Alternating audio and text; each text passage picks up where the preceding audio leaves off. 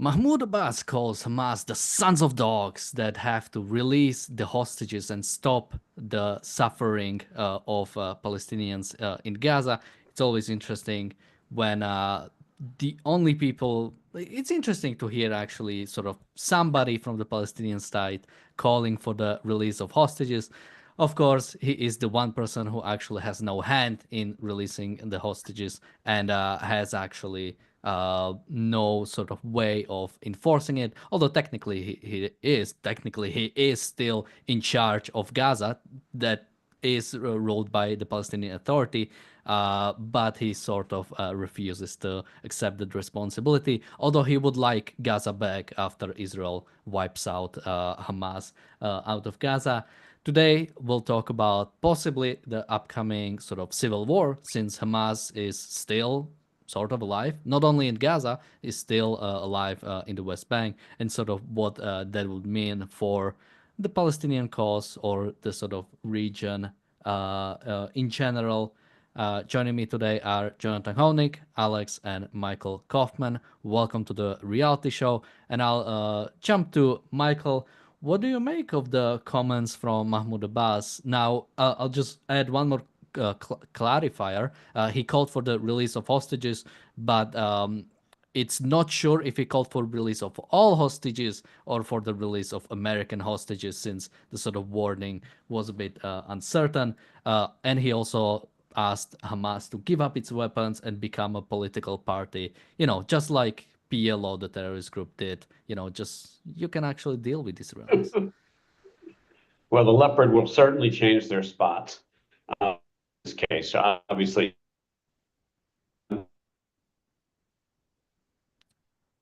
Is Michael cutting out just for me or also you guys? Yeah, I think we're all. sorry.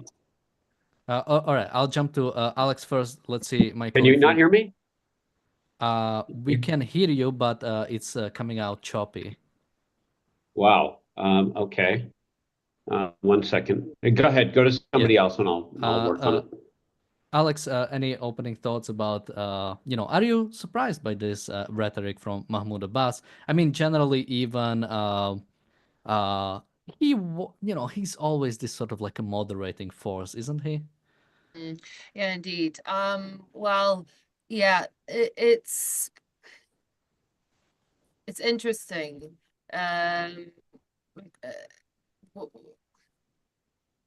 It's so difficult for me really to understand what his game plan is here, because he has got like Hamas in his, that are his friends, right, that are in the Palestinian Authority in Jordan, right, in the Jordanian areas, okay, like in Ramallah and in the these types of it's also, I think, really what is the problem is that I don't think that the Palestinian Authority really does want to take over Gaza. I think that they would kind of like to sort of just back out of the whole thing. Remember that the people that are based in Gaza, they're not of the same kind of tribal structure. They're not of the same clans. And therefore, they're also very even they're very different as well. Also in their behavior, they're really it's almost like asking Abu Mazen to go and to be responsible for people that are living in Tunisia. It's just it's so removed, it's so remote. This is a clannish kind of society that doesn't have like a national kind of allegiance in many ways. So yeah, I'm not surprised to hear him say it, because I keenly remember it was the PA that wanted Israel to stop giving them water. I remember that it was Abu Mazen pressured Israel to stop taking money from the PA for Gaza's water and for Gaza's electricity, because he was just like, oh, enough it. Just don't give it to them. Don't give it to them. We're not responsible for it. Hopefully, maybe, we can, fulfill his wish. I don't know. Abu Mazen, he really is holding on, isn't he?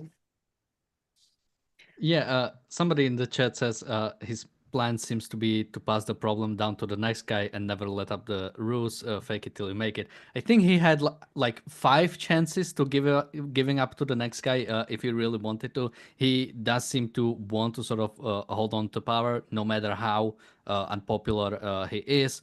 Now, yeah, I mean, when Alex talks about his goals, it is sort of like really unsure what he really is trying to do. I mean, recently we can also talk about sort of what generally the Western attitude is toward Abbas, but apparently the sort of the Palestinian parliament, although I'm not sure how exactly the Palestinian parliament works right now, since technically majority is held by Hamas, since they only did one election and haven't had one since.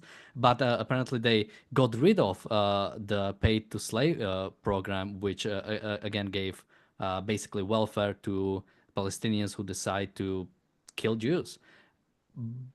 And that sort of inspired that America has commented on this is a great step towards modernizing.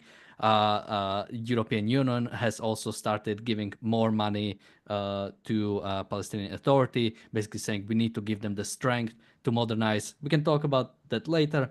Also recently, Mahmoud Abbas has also again commented or sort of the Israeli actions, or rather the Hamas actions of trying to keep the power, basically saying stop giving the occupation any excuses to continue its genocide. So Mahmoud Abbas is a great friend of Israel, really giving it support.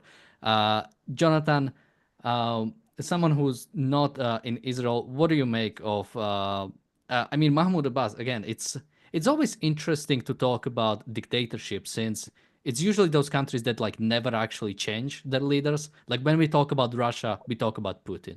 When we talk about China, we talk about Xi Jinping. When we talk about Iran, we talk about Khomeini. Well, I'll tell you, Yeah. I mean, as an American, Daniel, when I talk about the Middle East ex-Israel, it's like talking about a different world to me.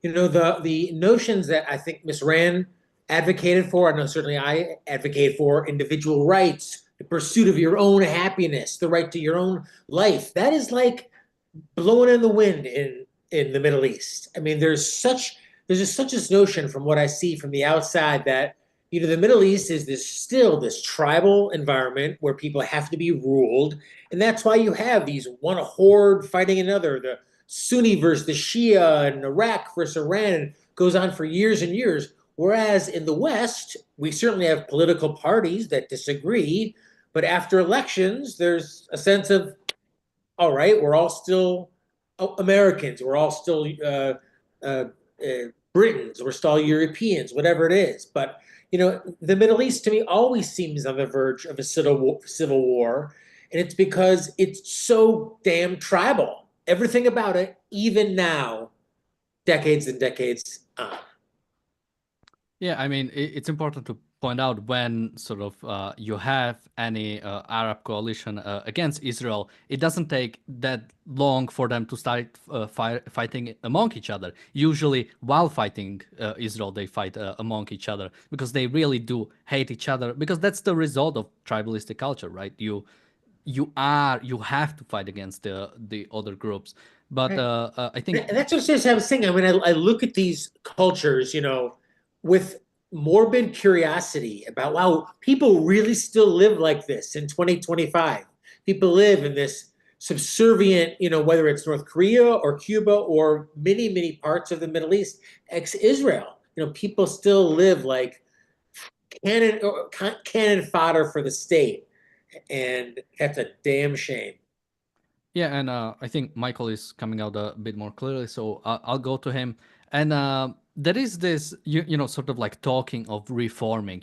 If we can reform the Palestinian Authority, then we can make something work. And now I'm trying to think, what does it actually mean to sort of like reform a society, or what does the West or the European Union think of? Because who are the reformed Arab states? Like Egypt, Jordan, and Saudi Arabia, because those are technically our allies, are those like the reform states? Because we do not fight them directly. Doesn't matter that they keep supporting the terrorists, that they keep fighting among each other, as long as we have some sort of a deal with them, or they recognize Israeli existence, that somehow makes them reformed and makes it okay. Yeah, well, I think, can you hear me now? Yeah. Yep. Yeah. So I think that's the real place to start with this whole thing, is to assume that Mahmoud Abbas has any interest in anything real here other than political gain. And don't forget, he's in trouble because as far as Mike Huckabee is concerned, and most of it, and Marco Rubio, I believe, and frankly, most of Trump's cabinet, the West Bank is up for grabs for Israel. I mean, he's not long for this world. So he understands that if he doesn't align himself a little bit with the Americans, he's going out sooner rather than later. There's no goodness about this. There's no attempt to really care about the Gazan citizens, and he doesn't care about his own citizens. And the notion that militant Islam is any different on the West Bank than it is under Hamas is absurd. I mean, these are distinctions without a difference. They're warring factions. They've been warring since the election in 2005 and 6. And they've been basically at each other's throats behind the scenes ever since then. And there's been a quiet civil war going on the whole time for who's going to control what. For the first time ever, Huckabee certainly has said this, Trump has alluded to it at times, the West Bank, since the West Bank is still a terrorist haven, and Israel is at war on the West Bank also right now. I mean, it's doing operations almost probably every single night, but certainly many, many nights of the week, there are operations in the West Bank. This is not a good place. And the notion that the Europeans are demanding reforms is really like asking a lion to give up meat. It is completely moronic. I mean, it's completely against their nature, as Jonathan alluded to. There is nobody right now that is leading or anywhere near leading in either the West Bank, which is where the Palestinian Authority is supposed to lead, or the Gaza Strip that has any interest in generating a individual rights-based civilization and joining the 21st century. There's nobody. There's no leadership there. And the Europeans with their baloney, and the Europeans are so fundamentally anti-Semitic here and anti-Israeli that it's laughable to listen to them, because they come in and they say, well, we're demanding reforms. We're going to give you $1.8 billion. And this is like putting gasoline on a fire. I mean, and they know it. All of these politicians are quite well aware that there is nothing that is going to solve the fundamental problem of a barbaric civilization, but that's a contradiction, sorry, a barbaric group of people in either the West Bank or the Gaza Strip. Neither one is better than the other. They all hate Israel. They all don't believe in a two-state solution. They believe in the elimination of Israel.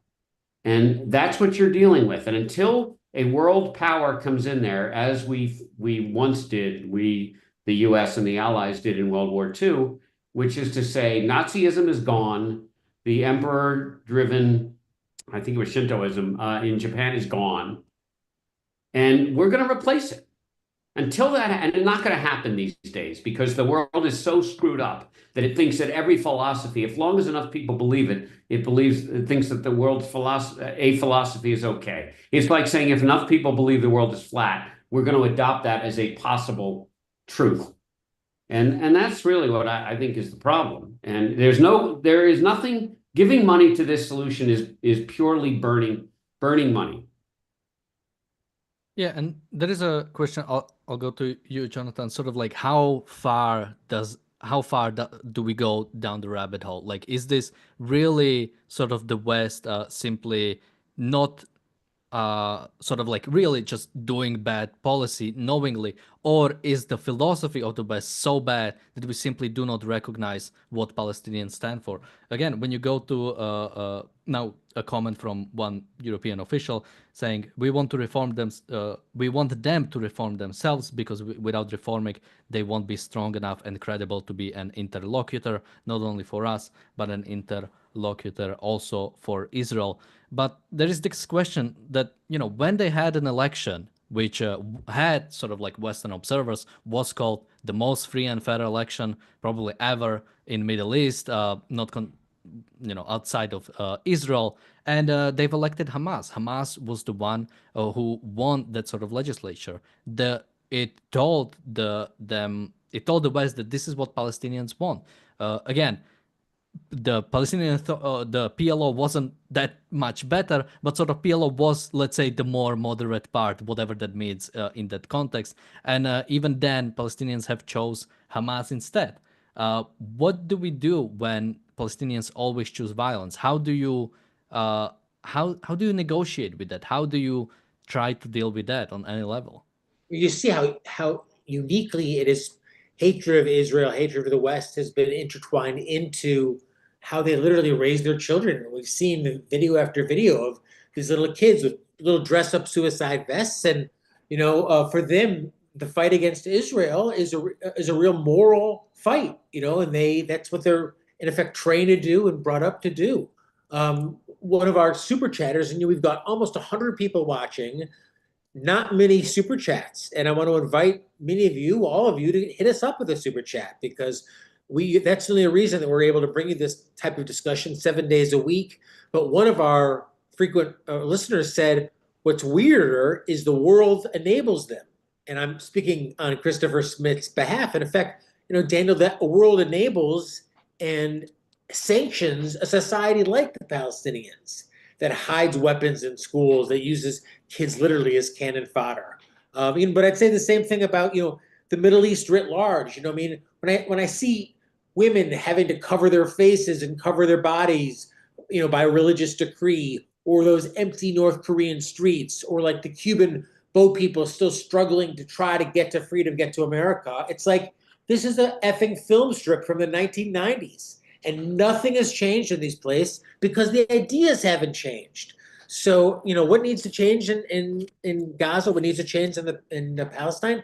The ideas, some semblance of individual rights, reason, pursuit of one's own individual happiness. Like most people, they need Ayn Rand. Yeah, and there is this sort of attitude I see that we have to work with Mahmoud Abbas. We have to sort of get him as he is going to be the one sort of like bringing us together. But when it comes to sort of let's say Palestinians making any peace with Israel, you always have to deal with the populations. Like, yeah, you are dealing with the leaders, but the leaders represent population.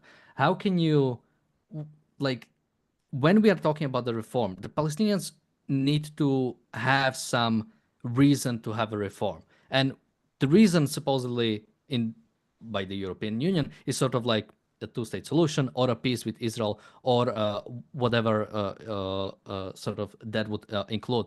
But what do you do when that is something that Palestinians simply do not want?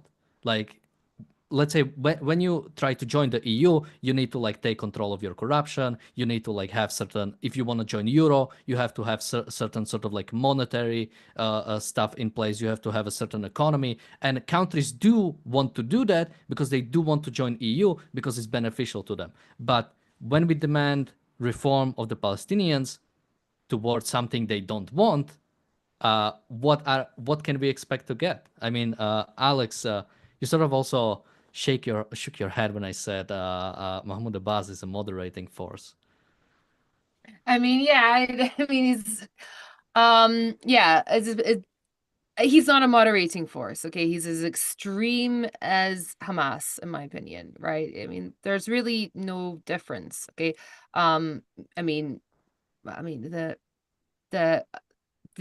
okay, what's the difference between Hamas and the Palestinian Authority, right? What's the difference between the PLO and Hamas? There's no difference whatsoever. The only difference is that Hamas were not legitimized during the time of Bill Clinton, when they went out after the Oslo, or during the time that the Oslo was being signed.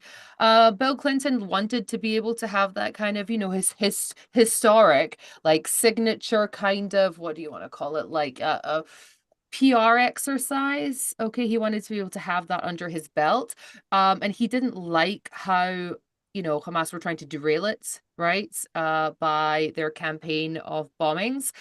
So there was a big, effort to try to say, oh no, there's just some extremists. Yeah, they're just some extremists that are just out there doing this. Whereas no, it really wasn't. The PLO, right, before they became the PA, they had the Al-Aqsa Martyrs Brigades, right, who are a PLO a terrorist organization. Yeah, I mean, you even have, the PLO also, the PLO militias also took part in October the 7th. Okay, what's the difference? Hamas might have been able to get they're more prevalent in Gaza because they're more of an Egyptian Brotherhood type of organization, which, and because of their proximity to Egypt, that obviously had more of an influence there.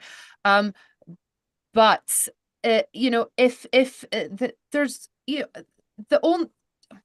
the only reason that there weren't more PLO militias taking part in October the 7th is because Hamas didn't want to share the limelight with them. And also, I mean, there were, like, in the second wave that came after this for all of the various lootings, they had a lot of PLO terrorists, right? And a lot of also the civilians that came afterwards. So this idea that he's a moderating force, or even them existing as an entity, is moderating in any way, I think no. I think that I actually much prefer Hamas because, you know who you're dealing with. They don't try to gloss it over. Whereas even Arafat, he always was trying to distance himself, right, from their terrorists, okay, from the second intifada. They always are like, oh, it's not us, we don't know anything about it. And it was, it was actually Mossab Hassan Yusuf who was able to provide a lot of evidence, okay. So whether it's Abu Amal or whether it's Abu Mazen or whether it's whoever, you're just stuck with the same thing. So I mean, it's very, very difficult for me to see. It's very, very, and also, by the way, the Europeans, the way they talk about it, they really couldn't make it clear they have less of a clue. Like they're sort of speaking the way they say, oh, that they have to moderate so that they have more legitimacy. No, that's a reason not to moderate themselves, right?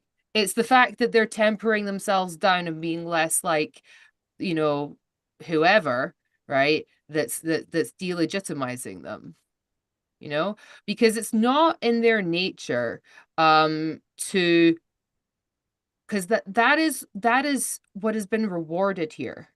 Okay. And that is really why probably I imagine that Abu Mazen probably is quite against October the 7th. It's been really bad for him in his quest to remain in power, right? And let's be fair, it's Israel that keeps him in power. It's Israel that prevents him from being toppled every day. It's Israel. You think that, I mean, come on, the guy, how many assassination attempts has he survived at this point? It's us, it's us, it's us.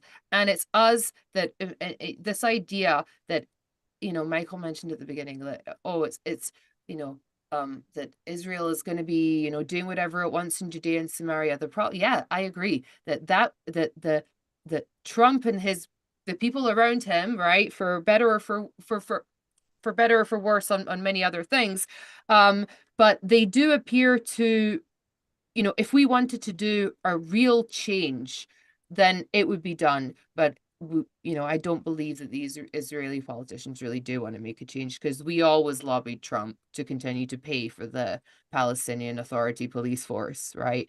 The Palestine preventative, whatever you want to call it, right? We always, B.B. Wright said about it in his book, saying, oh, they're critical for our security, right? So we also don't want it, right? The PA are convenient. They're a convenient, I don't know what you would call it. They are a convenient force, Thank you, Apollo Zeus. and Bonnie for very generous super chats, and Yotam Silberstein, who writes PLO equals HMS dash beards. Someone I think wants Hamas minus beards. Hamas minus beards. Okay, thank you. Yeah, it's sort of like Al Golani or whatever his nom de guerre is the right way to say it, is sort of, he shaved his beard. Now he appears on Western podcasts, and he's this like reformed. He only joined Al Qaeda for he was just building up his CV. There was just no other place to go, so that's why he had to. And yeah, I mean, sort of going. I mean, Alex, you said something interesting about sort of why Mahmoud Abbas dislikes October 7.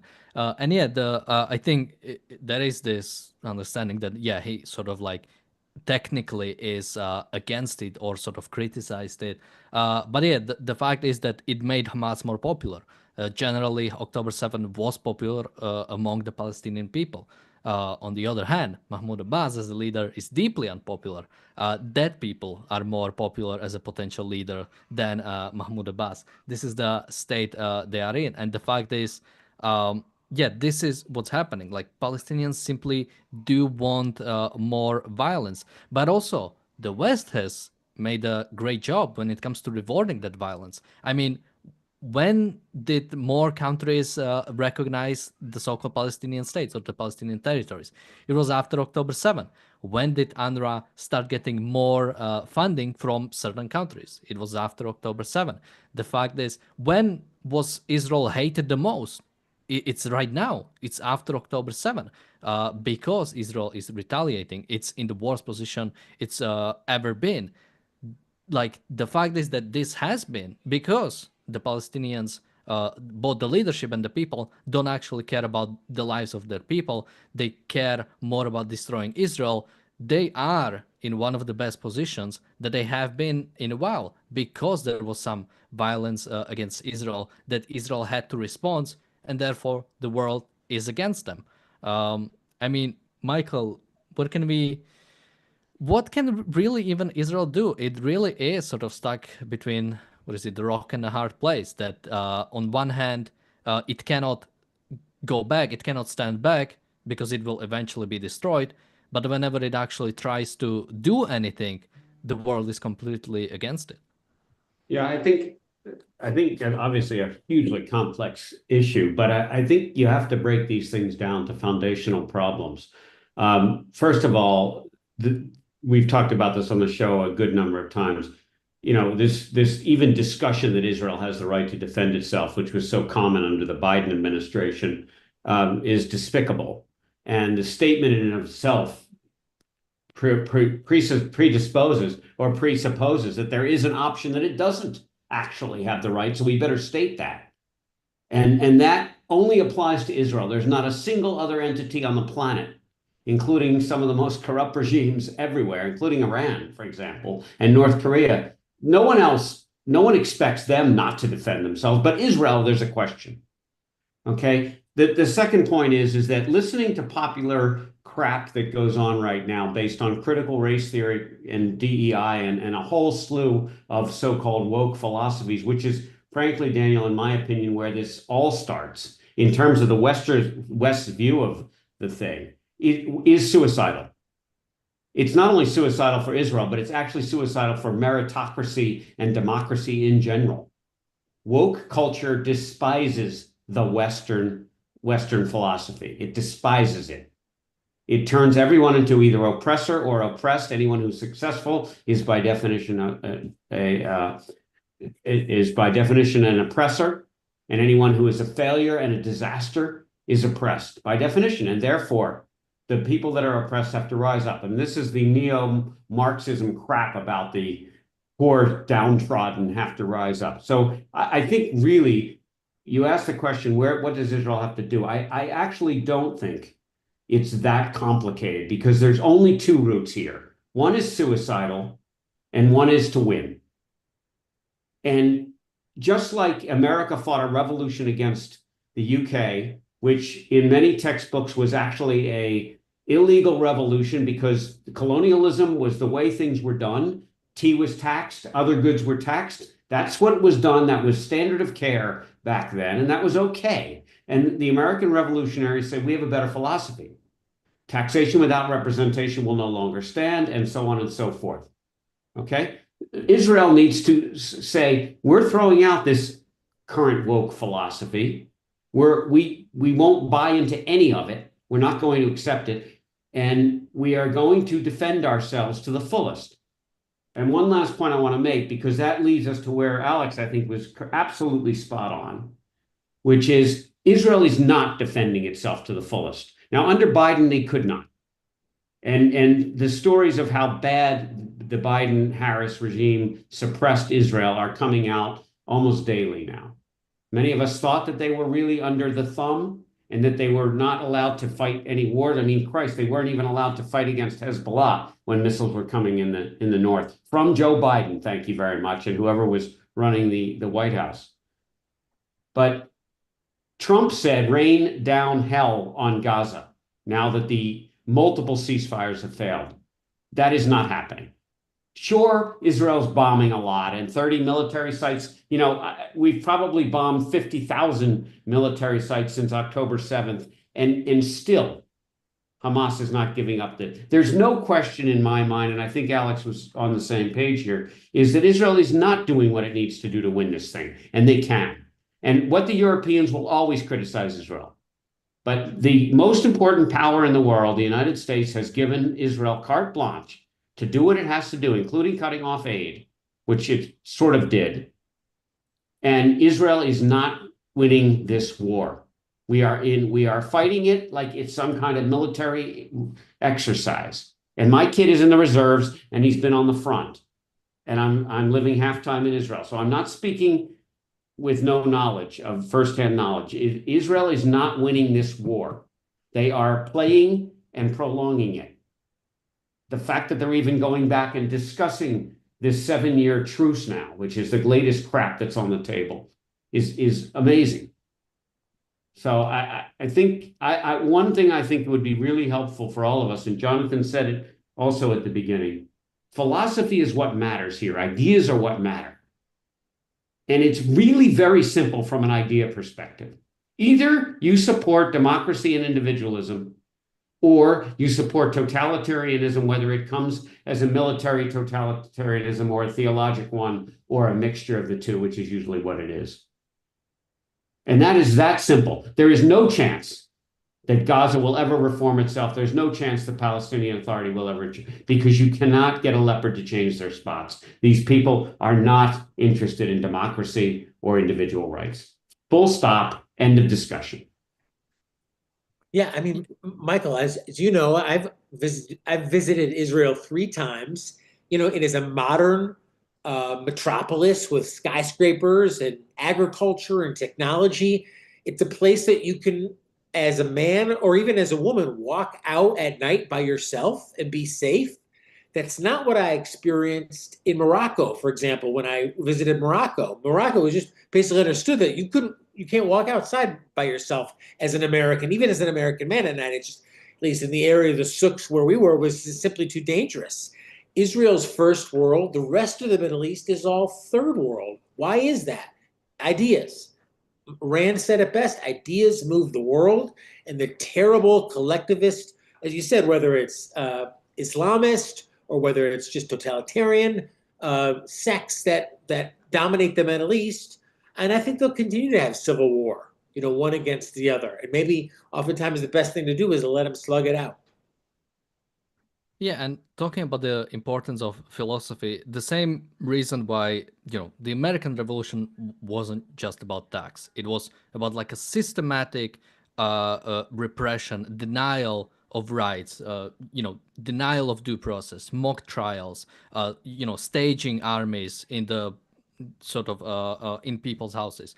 That whole sort of suppression. And what's incredible to see is then you can see in the Declaration of Independence and in the following constitution, the actual things they had a problem. Like, this is what the British government done against us, and that's why we need the protection against those things by the government. And in a similar way, you know, Mahmoud Abbas is trying to say, just release the hostages so Israel doesn't have an excuse to sort of wage this war. And the fact is that this isn't and shouldn't be just about the hostages, and even shouldn't be about sort of just taking Gaza or just getting rid. No, yeah, it shouldn't be even just getting rid of Hamas.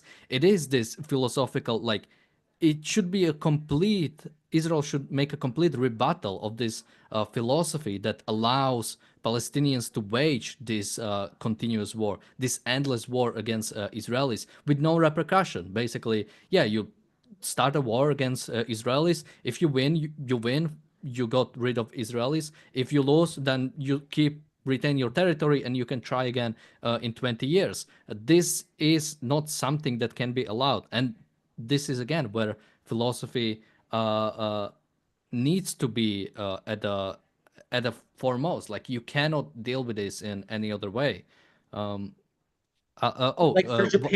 for Japan to move on, they had to give up on Shintoism. It had to be put to rest as history, and people had to stop believing in those ideas. And look what happened. Japan thrived. Became first world, dominant, successful. People became wealthy, and that's when I look at and I empathize with President Trump. You don't hear me say that a lot. But I look at the Middle East and I think, my God, like, what huge opportunity for massive wealth creation here if people had better ideas and weren't still living in the 1300s. Yeah, and just one more thing, because you reminded me of Japan. I watched this one video when an American came into Japan and he asked an old Japanese man of basically what is his view of Americans? How does he feel?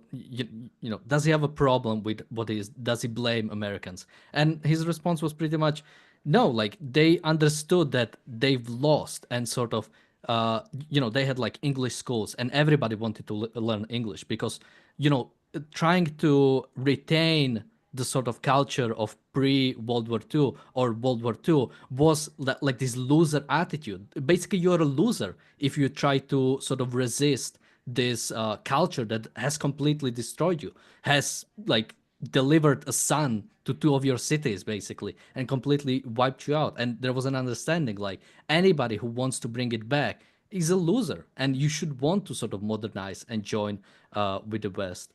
Um, oh, well, I'll bring it next. I'll go to Alex now because you haven't talked in a bit. Yeah, I mean, I actually think that you need to get rid of Palestinianism, okay? And you need to get, you have to do away with the Palestinianization of their culture and societies. I think that really is, without that, there is no moving forward, okay? Because even just because there's like a, kind of mentioned yesterday that this is a movement that was founded by a Nazi, okay? So, and that is, not that is a feature, not a bug, right? So if your whole kind of like movement is bullshit and has been founded by a Nazi, right? And you don't have any other history besides that, right? Because they're not some kind of like, kind of like ancient, like, it's not like, okay, when I think of, let's say, the Japanese, for example, okay, they have a history there, right? They have there, I can talk about Japanese people to you, and they have, there's an understanding of what that is, of who they are, right? So there was something to build off of, okay? But here you have kind of a, I don't want to say a nation, but here you have a group of people, and it is that there's nothing else besides that. It's not as if you can turn to back to like 300-year-old, or 400-year-old, Palestinian authors or something, right? And you can move forward and you can think, no, so this is part of our history and part of our story. No, it's a movement started by a Nazi to delegitimize the Jews and to push them out of the area, right? So their existence has always been it's always been to be a thorn in the side, right, of the Jews, or I guess when it was the KGB, who were kind of, you know, very much pushing you know, Abu Amal, and also Abu Mazen, right, in front of, like, they were always trying to make them, okay, you're quasi-revolutionary now. Okay, so you have to be fighting the West, and we need you to do that because we need you to do it, right? Because it's very important that you fight the West for us. And even, you know, even at the time, when somebody said to Arafat, "Oh, we're going to need you to sign an agreement with the Israelis," he was very against it. He was like, no, I can't be doing this. The Palestinians, we're not supposed to have a, you know, we're not supposed to have a government. It was, you know, like, it's because it's a concept. It's a concept. It was never about, you know, having really actually having your own, you know, your own country or your own territory. No, I have to this is say, this, as Alex is speaking, the 100, as if people are agreeing, signal on the YouTube chat is like blowing up here. So you have a lot of people agreeing with you, Alex, on the chat, and a lot of monthly members who really help keep the lights on here. People like Apollo Zeus, Hannah Esther, El Rito. Who else here? I saw a few others. It's not very much. It's £5 or £6 a month, and it goes a great way to help keeping us. We bring you original programming inspired by Rand's objectivism 7 days a week, and we're only able to do it with people like those I mentioned and who become members. So thank you for doing it. And by the looks of it, you appreciate what Alex is talking about as well. Yeah, and any support to ARCUK is, of course, allowing us to keep this on the air. And there's great stuff coming up in the upcoming weeks. So if there was ever a time to become a member, today is the day. The link for that is in the chat and the description. You also get access to book clubs and study groups with James Valiant, with Shoshana Milgram. I think they are great value. And I mean, to build upon Alex's points about sort of like Palestinianism, it really is this sort of unique ideological sort of ethnic group, if you want to call it that. But it's not even that, because it is truly like, technically, Arabs in Israel and sort of Arabs in the West Bank are the same kind of Arabs, but some of them refer to themselves as Palestinians. And when they do, it's clearly a political statement. Because when you go to America, when you have Palestinian Americans, it's not like you have, you know, Palestinian Americans for Israel and Palestinian Americans for Palestine, or for two-state solution, or for anything of that. No, anybody who refers to themselves as Palestinian American have a uniform sort of ideology. You don't have that with the Jews, let's say, across the world. You have Jews calling for you know, the rightful thing that should be done in Israel. You have Jews calling for two-state solution. You have Jews calling for sort of continuing action against Hamas. You have Jews calling for peace with Palestinians, because it is not simply an ideology. It is sort of an open, much more open thing. And I mean, to go to you, Michael, we really need to sort of fight the Palestinian ideology itself,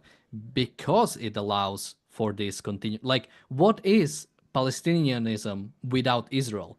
It ceased to exist. It no longer has any purpose. It no longer has any meaning. Well, the charter, as you correctly point out, the charter certainly for Hamas explicitly calls for the destruction of Israel. Remember, behind all this, pulling the current strings, is Iran, who wants death to the little Satan and then death to the great Satan, being Israel and America. This is militant Islamism to destroy the West.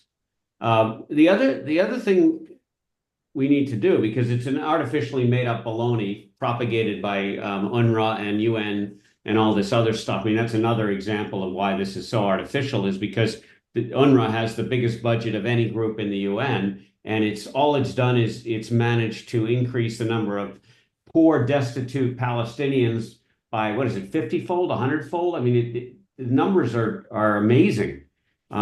since the refugees started after the UN declared that there should be two states, and the Palestinians and the Arab states refused their state. But history, the nice thing about not teaching history is that it can repeat itself. And you ask the question, what should we do about it? The first thing we have to do is to stop getting into little discussions about little minutiae that are, yes, Israel did this, yes, Israel didn't do this. This is not the fundamental problem. As we've said, this is an artificial group whose raison d'etre, the reason they exist, is to annihilate Israel. They say it in the Hamas Charter. The Palestinian Authority wants the same thing. None of these groups have created anything. That's the other thing I ask people. What have any of these Middle Eastern countries contributed to the world? Let's be mean about it. I know I'm called mean when I say that. What's the question? How many Nobel Prizes have come out of there? How much poetry has come out of there? How much music has come out of there? And so on and so forth. And the answer is almost none. And the reason is because these are not civilizations. These are barbarians. And they have one goal: to destroy almost all of the money that comes in to support Hamas and Gaza, and the poor people living in terrible conditions go to build tunnels and create munitions and dual-use materials, which everybody in Egypt who allowed all of this in, Egypt, the friends of Israel, who allowed this in through the tunnels going through the Philadelphia corridor, all of them knew exactly what was going on, which was to arm Hamas and allow them to escape what was inevitably going to be a major bombing attack from Israel. And really, I don't see this as being a very difficult problem. I talk a lot about cancer because I'm a cancer doctor, and this is a cancer that needs to be eradicated, period, full stop. You can't live in harmony with cancer. It just doesn't happen.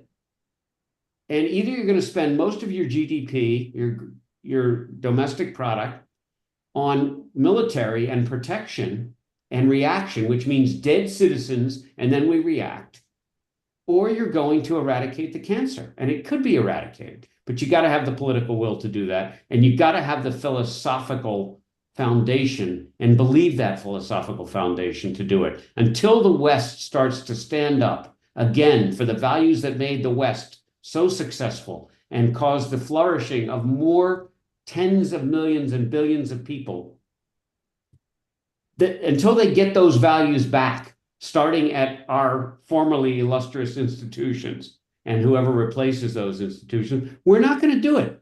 This cancer will continue to wreak havoc. We'll continue to have to do surgery on it. We'll continue to have the patient on bed rest and in intensive care unit, and it's going to be a disaster. And frankly, the people who suffer the most are going to be the citizens of these despicable countries. Their misery will continue ad infinitum until the philosophy changes. Yeah, I mean, when you talked about sort of the Nobel Prizes won by sort of these cultures, I quickly looked it up. It's ChatGPT, so it might not be super accurate. I just asked Muslim versus Jewish, and there's 16 individuals, Muslim individuals versus 200 Jewish Nobel Prize winners. But then I see Nobel Peace Prize, Yasser Arafat. So I don't know what to even make of sort of judging by that. I think sort of judging by patterns, as Razi likes to bring up oftentimes, is much better, with Israel being the #1 per capita and #2 in nominal numbers when it comes to technology, when it comes to sort of really the idea of modernism or technology. Israel is clearly dominating the field, not only in its region, across the world. And again, I always like to mention, that's a country that is incredibly small with incredibly small population, yet it's able to achieve more than in its even short existence, more than any country. Right. And why is it leading in all that technology? Because of the ideas that power it. This is a country, unlike the rest of the Middle East, where they don't throw you off a building for being gay or for, any of these other just horrific elements that some of the Islamist countries that surround Israel engage in. So, the more free, the more individualistic, the more capitalist, the more Western, the more successful. And, that's one reason why I believe Rand encouraged people to support Israel. And it's one reason that I'm proud to do so myself. And with that, Alex, go to you. Any last thoughts on this topic, and where can people find you? Yeah, I think even it's a big mistake for us to even think about, the Palestinians, or even I think any Arab country, as if they are really a country. And I say Arab, I really mean Arab. I don't mean Muslim, right? Like, I don't view the Turks, right? I don't view Turkey. I didn't view Turkey until recently as no, Turkey's not really very like this, right? But in any event, right? I'm meaning that this is the way that they act. It is a dictatorship of tribalism, okay, and a dictatorship of clannish behaviors, right? And that is really much, it comes from the fact that not much has changed since everybody in this area were Bedouins. Okay, that's why you see the Wahhabis, act the way they do. Is like in Turkey, for example, like people, I think I kind of cringe a little bit when people say, oh, you can't be gay in in Palestine or whatever, right? Or you can't be gay in Lebanon. You can. There's no problem with it. And if you were gay and you were to go there, you wouldn't have any issues at all, I don't think, right? Because it is only a problem if because it's not going to be the government that's going to do anything about to you, right? And it's not going to be as a foreigner you going, okay? It's going to be your family. That's who are going to kill you, okay? And I think that these things really play a huge part in all of this, okay? We view them as being some kind of other governmental, other country. No, we're talking clans, and that is why you don't have it. Like, Abu Mazen has zero responsibility to anybody who's living up in Jenin. Yeah, because his clan's in Ramallah. Duh. You can't expect him to actually, like, care about, Khalil, or care about, I mean, Gaza. It might as well be like Mongolia, right? It's so far removed. You can't expect him to care. And I just want to wish Abu Mazen, happy 17th year of your 4-year term, and happy 87th year on this earth, and also well done for the $300 million. It's a good bag. You've done very well. Not as good as Arafat, but he's done well. Jonathan, any last thoughts, and where can people find you? And you really love a dog at Amazon.com. And thanks for your support of ARCUK. Michael, any last thoughts, and where can people find you? I think we covered it. I really hope people can see through the so-called experts and pundits and all the people who have a lot to say. And just remember that these are the same people that have been saying the same thing in various forms for the last 40 years or 50 years. And it hasn't fixed anything. So clearly those ideas are wrong.